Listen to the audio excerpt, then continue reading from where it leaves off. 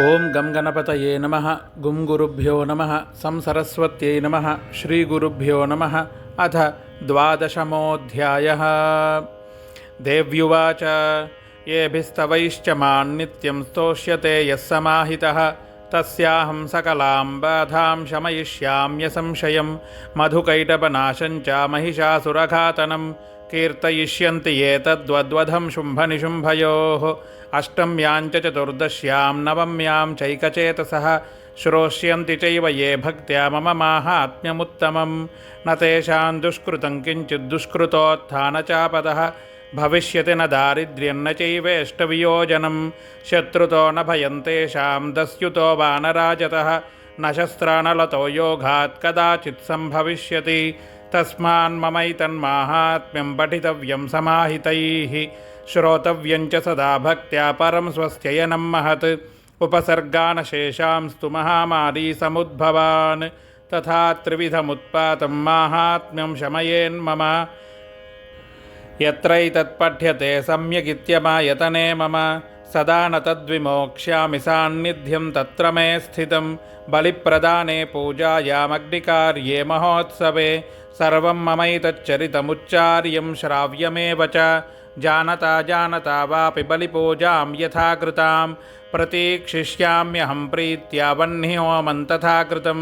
ಶರತ್ಕಾಲೇ ಮಹಾಪೂಜಾ ಕ್ರಿಯತೆ ಯಾ ಚ ವಾರ್ಷಿಕಿ ತಸ್ಯಾಂ ಮಮೈತನ್ಮಾಹಾತ್ಮ್ಯಂ ಶ್ರುತ್ವಾ ಭಕ್ತಿಸಮನ್ವಿತಃ ಸರ್ವಬಾಧಾವಿನಿರ್ಮುಕ್ತೋ ಧನಧಾನ್ಯಸಮನ್ವಿತಃ ಮನುಷ್ಯೋ ಮತ್ಪ್ರಸಾದೇನ ಭವಿಷ್ಯತಿ ನ ಸಂಶಯಃ. ಶ್ರುತ್ವಾ ಮಮೈತನ್ಮಾಹಾತ್ಮ್ಯಂ ತಥೋತ್ಪತ್ತಿಃ ಶುಭಾಃ ಪೃಥಕ್ ಪರಾಕ್ರಮಂ ಚ ಯುದ್ಧೇಷು ಜಾಯತೆ ನಿರ್ಭಯಃ ಪುಮಾನ್ ರಿಪವಃ ಸಂಕ್ಷಯಂ ಯಾಂತಿ ಕಲ್ಯಾಣಂ ಚೋಪಪದ್ಯತೆ ನಂದತೆ ಚ ಕುಲಾಂ ಪುಂಸಾಂ ಮಾಹಾತ್ಮ್ಯಂ ಮಮ ಶೃಣ್ವತಾಂ ಶಾಂತಿಕರ್ಮಣಿ ಸರ್ವತ್ರ ತಥಾ ದುಃಸ್ವಪ್ನದರ್ಶನೆ ಗ್ರಹಪೀಡಾಸು ಚೋಗ್ರಾಸು ಮಾಹಾತ್ಮ್ಯಂ ಶೃಣುಯಾನ್ಮಮ ಉಪಸರ್ಗಾಶ್ಚ ಯಾಂತಿ ಗ್ರಹಪೀಡಾಶ್ಚ ದಾರುಣಾಃ ದುಃಸ್ವಪ್ನಶ್ಚ ನೃಭಿರ್ದೃಷ್ಟಸುಸ್ವಪ್ನ ಉಪಜಾಯತೆ ಬಾಲಗ್ರಹಾಭಿಭೂತಾನಾಂ ಬಾಲಾನಾಂ ಶಾಂತಿಕಾರಕಂ ಸಂಘಾತಭೇದೆ ಚ ನೃಣಾಂ ಮೈತ್ರೀಕರಣಮುತ್ತಮಂ ದುರ್ವೃತ್ತಾನಾಮಶೇಷಾನಾಂ ಬಲಹಾನಿಕರಂ ಪರಂ ರಕ್ಷೋಭೂತಪಿಶಾಚಾನಾಂ ಪಠನಾದೇವ ನಾಶನಂ ಸರ್ವಂ ಮಮೈತನ್ಮಾಹಾತ್ಮ್ಯಂ ಮಮ ಸಾನ್ನಿಧ್ಯಕಾರಣಂ ಫಲಪುಷ್ಪಾರ್ಘ್ಯಧೂಪೈಶ್ಚ ಗಂಧದೀಪೈಸ್ತಥೋತ್ತಮೈಃ ವಿಪ್ರಾಣಾಂ ಭೋಜನೈರ್ಹೋಮೈಃ ಪ್ರೋಕ್ಷಣೀಯೈರಹರ್ನಿಶಂ ಅನ್ಯೈಶ್ಚ ವಿವಿಧೈರ್ಭೋಗೈಃ ಪ್ರದಾನೈರ್ವತ್ಸರೇಣ ಯಾ ಪ್ರೀತಿರ್ಮೇ ಕ್ರಿಯತೆ ಸಾಸ್ಮಿನ್ ಸಕೃದುಚ್ಚರಿತೆ ಶ್ರುತೆ ಶ್ರುತಂ ಹರತಿ ಪಾಪಾನಿ ತಥಾರೋಗ್ಯಂ ಪ್ರಯಚ್ಛತಿ ರಕ್ಷಾಂ ಕರೋತಿ ಭೂತೇಭ್ಯೋ ಜನ್ಮನಾಂ ಕೀರ್ತನಂ ಮಮ ಯುದ್ಧೇಷು ಚರಿತಂ ಯನ್ಮೇ ದುಷ್ಟದೈತ್ಯನಿಬರ್ಹನಂ ತಸ್ಮಿನ್ ಶ್ರುತೆ ವೈರಿಕೃತಂ ಭಯಂ ಪುಂಸಾಂ ನ ಜಾಯತೆ ಯುಷ್ಮಾಭಿಸ್ತುತಯೋ ಯಾಶ್ಚ ಬ್ರಹ್ಮಾರ್ಷಭಿಃ ಕೃತಾಃ ಬ್ರಹ್ಮಣಾ ಚ ಕೃತಾಸ್ತಾಸ್ತು ಪ್ರಯಚ್ಛನ್ತಿ ಶುಭಾಂ ಮತಿಂ ಅರಣ್ಯೇ ಪ್ರಾಂತರೆ ವಾಪಿ ದಾವಾಗ್ನಿಪರಿವಾರಿತಃ ದಸ್ಯುಭಿರ್ವಾವೃತಃ ಶೂನ್ಯೇ ಗೃಹೀತೋ ವಾಪಿ ಶತ್ರುಭಿಃ ಸಿಂಹವ್ಯಾಘ್ರಾನುಯಾತೋ ವಾ ವನೇ ವಾ ವನಹಸ್ತಿಭಿಃ ರಾಜ್ಞಾ ಕ್ರುದ್ಧೇನ ಚಾಜ್ಞಪ್ತೋ ವದ್ಯೋ ಬಂಧಗತೋಪಿ ವಾ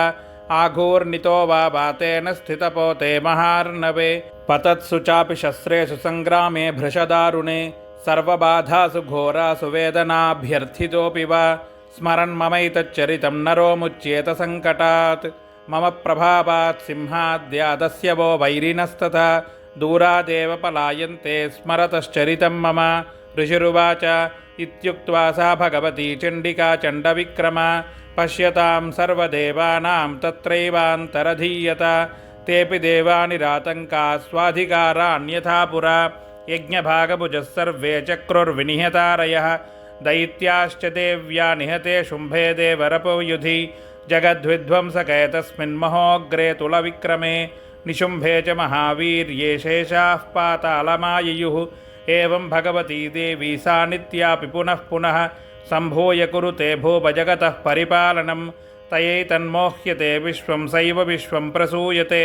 ಸಾ ಯಾಚಿತಾ ಚ ವಿಜ್ಞಾನಂ ತುಷ್ಟಾ ಬುದ್ಧಿಂ ಪ್ರಯಚ್ಛತಿ ವ್ಯಾಪ್ತಂ ತಯೇತತ್ ಸಕಲಂ ಬ್ರಹ್ಮಾಂಡಂ ಮನುಜೇಶ್ವರಂ ಮಹಾಕಾಳ್ಯಾ ಮಹಾಕಾಲೇ ಮಹಾಮಾರೀ ಸ್ವರೂಪಯಾ ಸೈವ ಕಾಲೇ ಮಹಾಮಾರಿ ಸೈವ ಸೃಷ್ಟಿರ್ಭವತ್ಯಜ स्थितं करोति भूतानां सैव काले सनातनी भवकाले नृणां सैव लक्ष्मीर्वृद्धिः प्रदा गृहे सैवाभावे तथा लक्ष्मी विनाशायोपजायते स्तुता सम्पूजिता पुष्पैः गन्धधूपादिभिस्तदा ददाति वित्तं पुत्रांश्च पतिं धर्मे तथा शुभाम् इति श्रीमार्कण्डेयपुराणे सावर्णिके मन्वन्तरे देवी माहात्म्ये 12 जगदम्बार्पणमस्तु।